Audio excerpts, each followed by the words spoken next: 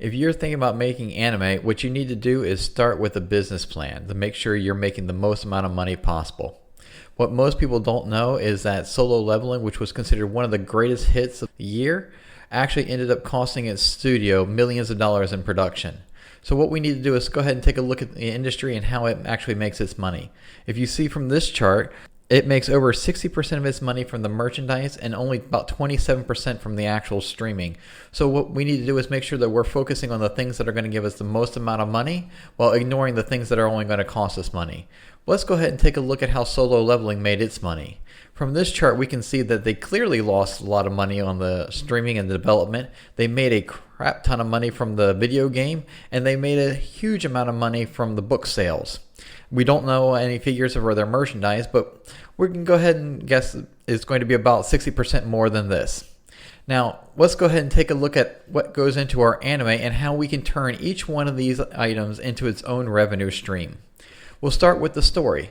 Instead of just writing a script, what we want to do is go ahead and expand it. We want to build in a lot more detail, more scenes, more stuff that our readers are going to want, and the people who are going to watch our anime are going to want to read and learn more about our story.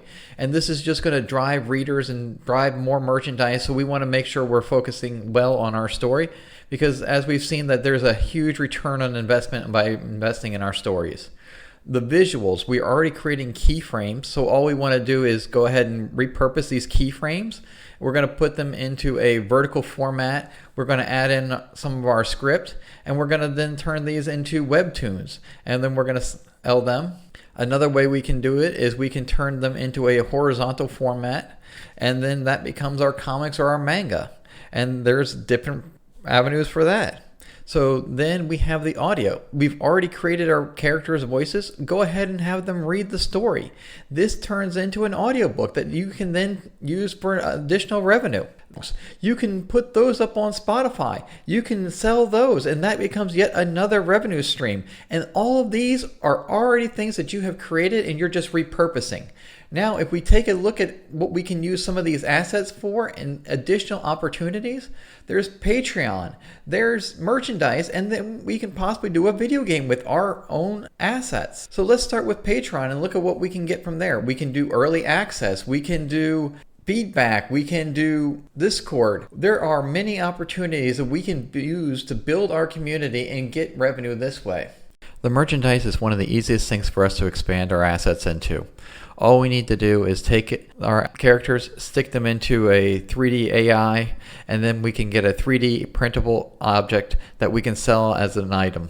We take our iconic scenes, we attach it onto a poster, a t-shirt, or whatever, and we use print on demand.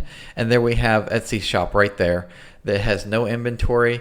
They take care of the shipping and the delivery for us, and we just get to sit back and collect the revenue. How much easier can it get? Now we go on to the video game. This is probably one of the most difficult items for us to get, but we do have a lot of assets working for us.